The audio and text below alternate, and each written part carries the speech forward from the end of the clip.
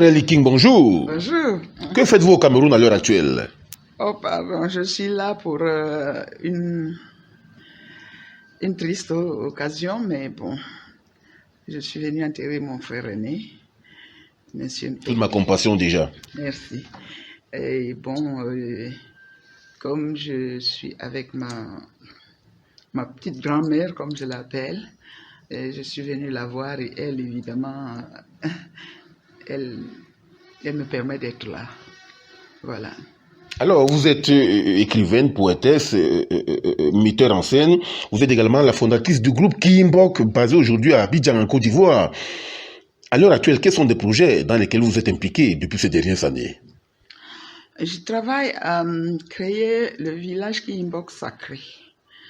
Parce que là, le village qui est dans l'espace où nous sommes actuellement, c'est une vue de l'esprit.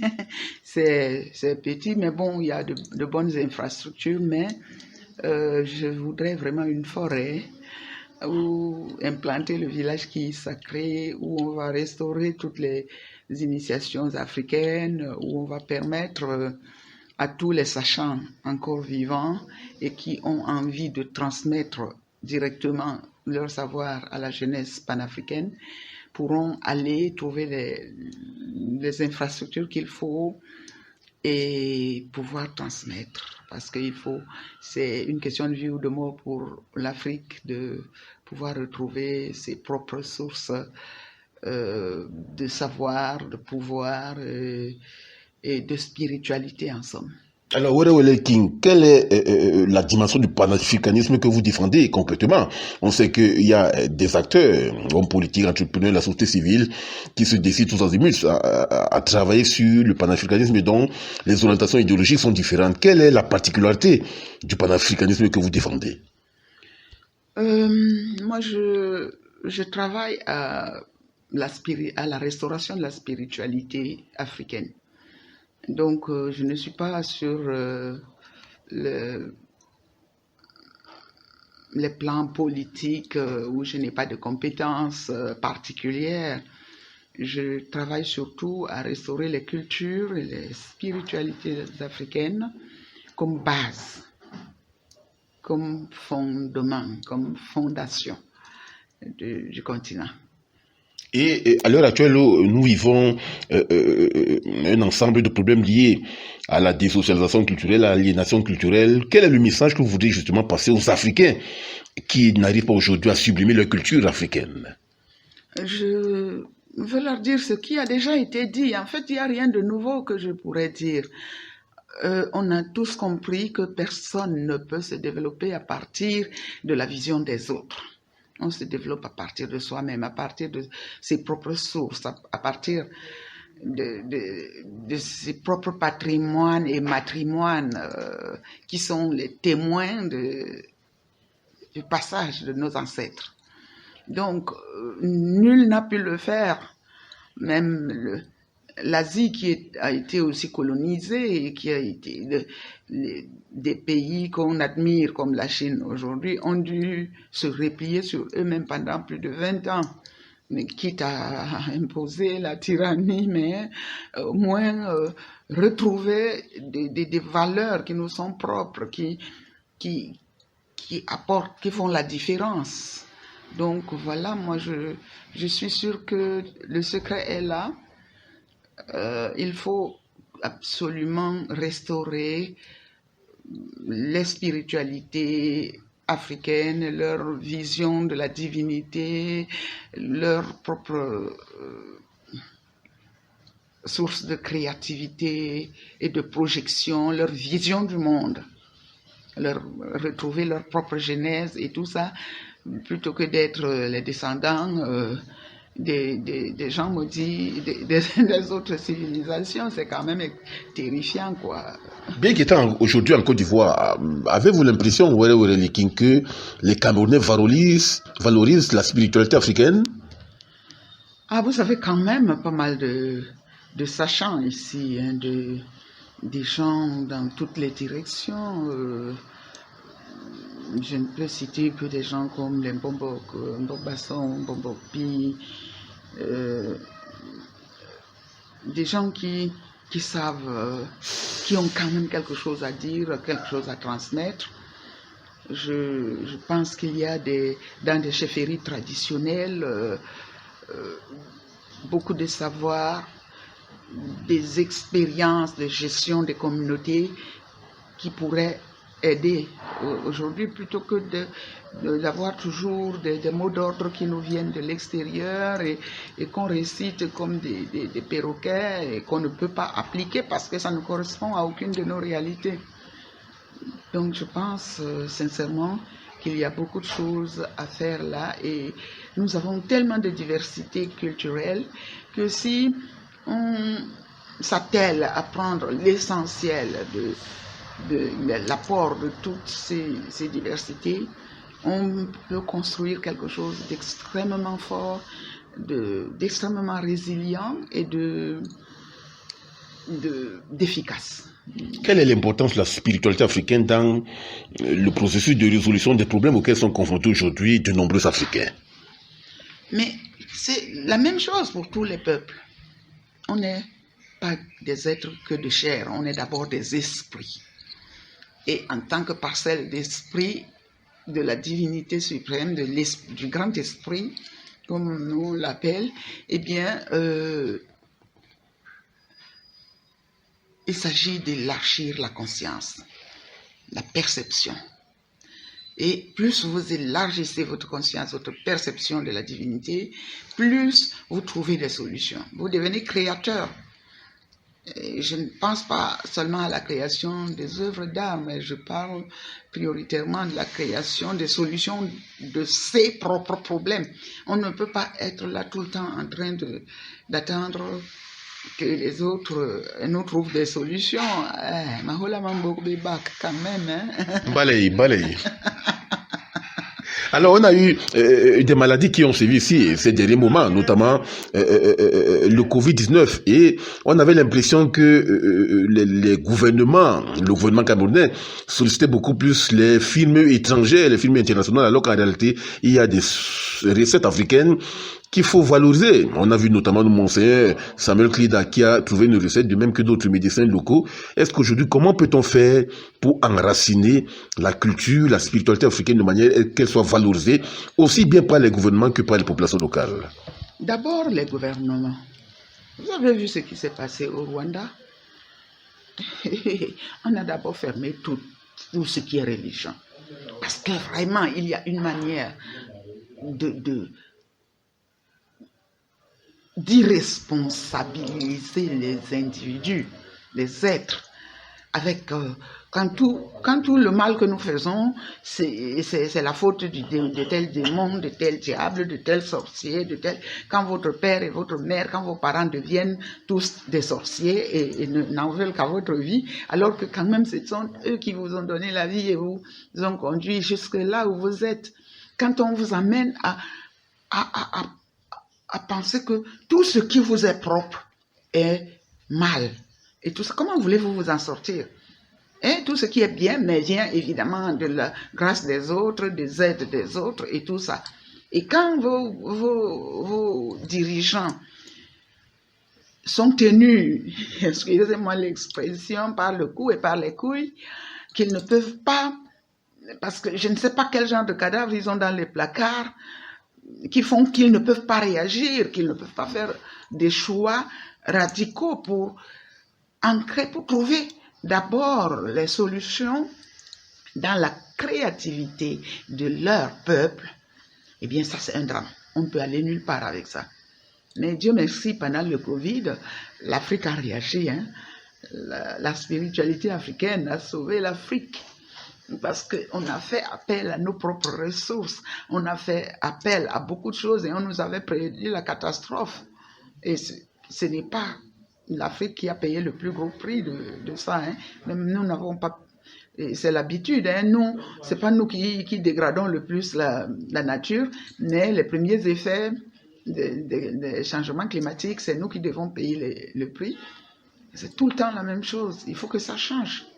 Est-ce qu'il est possible aujourd'hui de renverser le champ des rapports de force entre les firmes et puissances occidentales et les structures africaines? Parce qu'on a l'impression que le rapport de force est éminemment inégalitaire. Il est inégalitaire, mais il n'est pas irréversible. Il n'y a rien qui peut durer l'éternité. Il n'y a que le changement qui est éternel. Le renouvellement qui est éternel. Il y a des civilisations qui ont été plus grandes que les civilisations occidentales d'aujourd'hui et qui ont disparu, non? Alors, celle-ci ne tiendra pas non plus l'éternité tout entière. Elle montre ses limites aujourd'hui. Et quelles sont ces limites? Quand vous faites une civilisation qui vient faire que l'humain n'est plus au centre du développement. Et les gens disent, après Dieu, c'est l'argent. Mais l'argent, ce n'est pas l'homme qui a fabriqué l'argent. Alors, non, il y a trop de déshumanisation. Et l'Afrique a quand même encore beaucoup de ressources pour un meilleur humanisme. Je crois que nous avons beaucoup de ressources et que nous n'allons peut-être pas gagner en essayant de fabriquer maintenant, de commencer à apprendre à fabriquer maintenant des kalachnikovs ou des bombes. On risque d'être un peu trop éternellement en retard dans le wagon de queue. Et on est justement en retard parce qu'on se rend davantage compte que l'économie des structures africaines est beaucoup plus fondée sur la logique de consommation. On importe davantage des produits étrangers alors qu'en réalité, il y a des ressources immensément africaines que l'on doit valoriser de manière à pouvoir optimiser la production industrielle qui manque davantage dans le continent noir. Mais oui, mais parce que les gens préfèrent un argent facile. Faire importer des tonnes de blé en mettant la moitié de l'argent dans sa poche pour s'enrichir et même ne pas enrichir son peuple pour aller le garder encore là-bas pour recommencer le cycle. Voilà le système qui a été installé. Alors, maintenant, je pense quand même qu'un humain, c'est quelqu'un qui aspire au divin. Et qu'à un moment donné, face à trop de bêtises, les gens se réveillent quand même. C'est une question de vie ou de mort pour le continent. Mais malheureusement, les populations semblent être engluées dans une certaine somnolence et dans une certaine ankylose. Comment les réveiller systématiquement à travers vos productions de pensée, King? C'est justement à ça que nous travaillons tous. Chacun à son petit niveau. En tout cas, moi, à mon petit niveau, au Kiyimbok, on travaille à former des créateurs. Même des enfants qui n'ont rien au départ, leur montrer qu'ils peuvent créer des mondes, qu'ils peuvent recréer le monde, qu'ils peuvent créer des, entre guillemets, paradis ou des enfers, entre guillemets toujours, qu'ils ont le choix et qu'ils sont responsables. Ils sont responsables de ce qui se passe dans la vie. Aussi bien dans ce qu'ils vont choisir de manger ou de porter ou de faire. Tout ça. Et ben parce qu'on a les gens, on les a convaincus qu'eux, ils ne peuvent rien faire. Ah non, nous sommes aussi divins que n'importe quel autre humain. Et nous pouvons, à partir de nos expériences, à partir des expériences de nos ancêtres, faire des choix différents. Et nous pouvons nous nourrir autrement. On n'est pas obligé de manger du blé. Vous savez que une de mes marraines ici, malheureusement, perd son âme, Madame Tombe de Boxo, et je salue toute sa famille, elle avait trouvé un système pour le manioc. Vous ne pouvez pas savoir ce que ça peut faire, la farine de manioc, quand elle est traitée et qu'on vous fait des crêpes de farine de manioc. Je pense que la crêpe, elle a prouvé, elle a exposé à Hanovre dans une exposition universelle que plus délicieux que ça, plus raffiné que ça, il n'y a pas. Donc il nous faut juste que nos dirigeants se ressaisissent, qu'ils cessent d'en appeler seulement, on en appelle à Dieu, on en appelle à ceci, on en appelle à ceci, on en appelle à cela, à la coopération. Oui, mais d'abord, nous, vos peuples ont des ressources. Essayez déjà d'abord d'exploiter ça. Essayez, s'il vous plaît, nos dirigeants, essayez de voir l'intelligence extraordinaire et pleine d'humanisme encore. Quand vos populations, vos savants, vos chercheurs, vos artistes, il y a tellement de ressources dedans. Vous avez de l'or en main. Et en plus, nous avons le sous-sol le plus riche du monde, nous dit-on. Qu'est-ce qui ne va pas? Et puis, on va continuer à nous esclavager pendant l'éternité entière. Qu'est-ce qui ne va pas? Qu'est-ce qu'ils ont? Qu'est-ce que vous avez fait? Peut-être le blocage au niveau de la mentalité africaine. Non! C'est par semaine pour montrer la créativité au service de la communauté. Tout le monde qui va au Rwanda, malgré le drame qu'ils ont vécu, revient bouche bée. Donc c'est la preuve qu'il peut y avoir des choses. Nous voyons comment le Mali est en train de réagir. On cherche à tout prix à tuer ce petit, mais les populations maliennes ont montré leur résilience et qu'on peut faire mieux.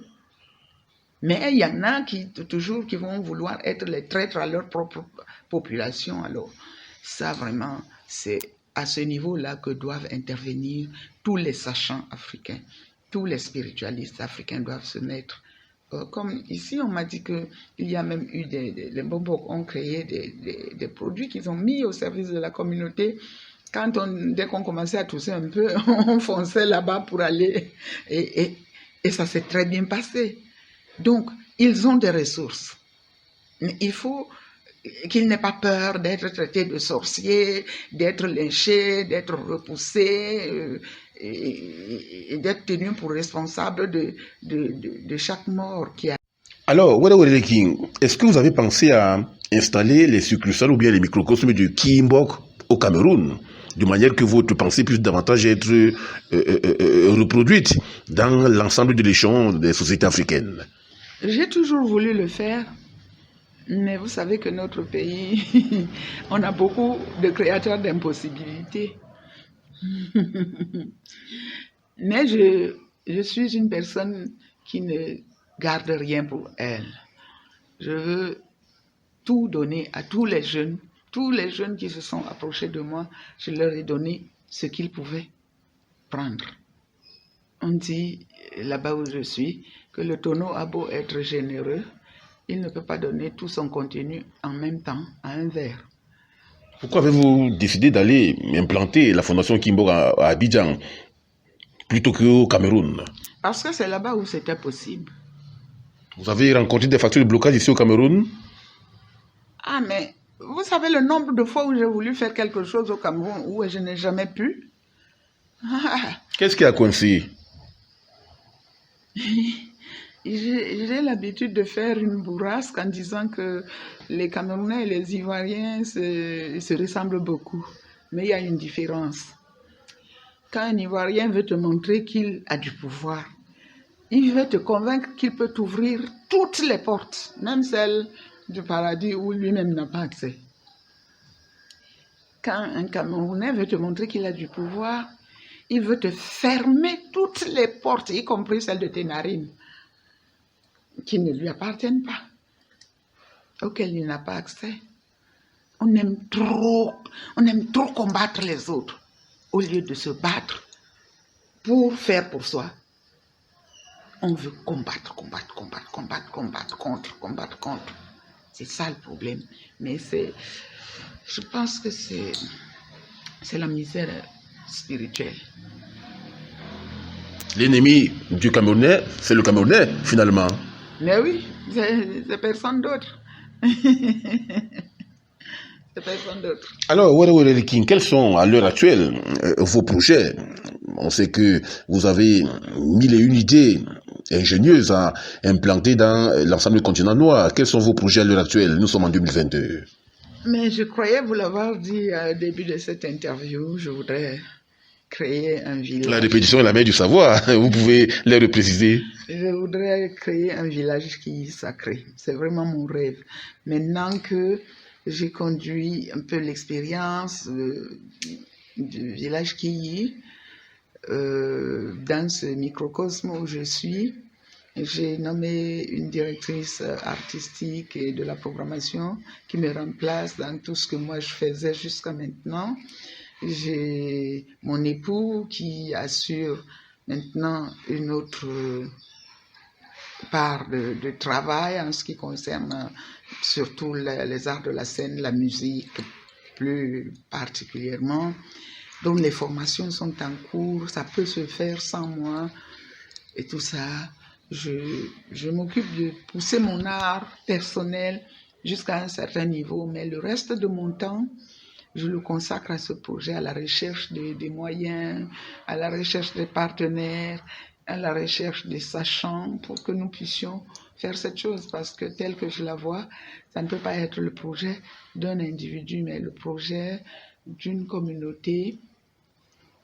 Et j'espère que les Bambambok d'ici et toutes les autres obédiences spirituelles panafricaines, y compris les panafricanistes politiques, et tout le monde peut y trouver sa place, les économistes et tout ça, pour que ce nouveau sanctuaire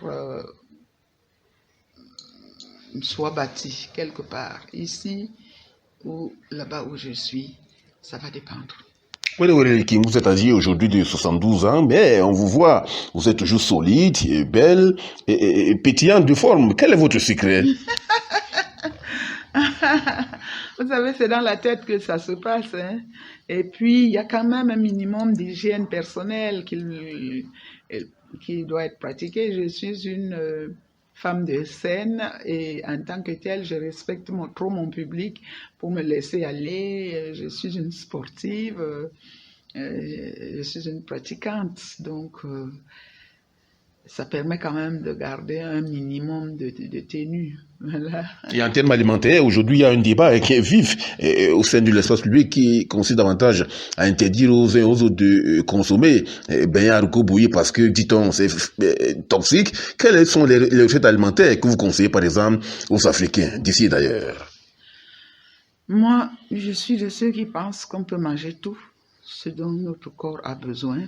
Moi, j'ai codifié avec mon corps ce qui n'est pas bon pour moi. Mon corps lui-même le rejette. Par exemple, je peux boire toutes sortes. Il n'y a pas une boisson que je ne pourrais ne pas boire. Mais si mon corps ne manifeste pas le désir de le faire, je ne le fais pas. Si on me sert un alcool, quand mon corps ne veut pas, il se braque. Je ne prends pas. Et puis, je n'ai pas besoin de beaucoup. Un verre me suffit. Donc, je pense que c'est la modération en toute chose. Je constate que les gens boivent de plus en plus. Vous voyez quelqu'un qui est intelligent, que vous connaissez et tout ça. Mais dès qu'il va commencer à boire, là maintenant, il n'arrête plus. Dans quelques instants, vous allez le voir se transformer en une bête sauvage, en quelqu'un de vulgaire, Incontrôlable. Qui ne mérite plus aucun respect. Pardon. Un peu de modération. On n'a pas besoin de quantité pour avoir du plaisir. Voilà, moi, mon secret, c'est la modération. Je mange tout. Je suis allergique à une ou deux choses que je connais. Mais le reste, je mange ce que je trouve et je mange modérément. Et quand vous tombez malade, vous préférez les recettes africaines ou bien vous allez également à l'hôpital? Vous savez, moi-même, je suis une thérapeute. Hein.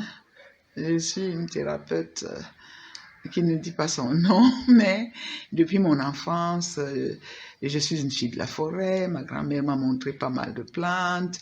Et aussi moi-même, tout au long de mes recherches à travers le monde, j'ai appris à reconnaître certaines choses. Dans mon jardin, j'ai plein de choses. Pendant le Covid, je me suis contentée de cueillir dans mon jardin ce qu'il y avait pour...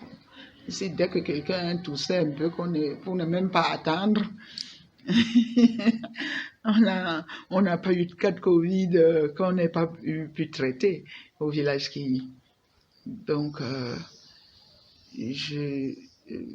j'obéis à la nature, mais aussi à une hygiène personnelle.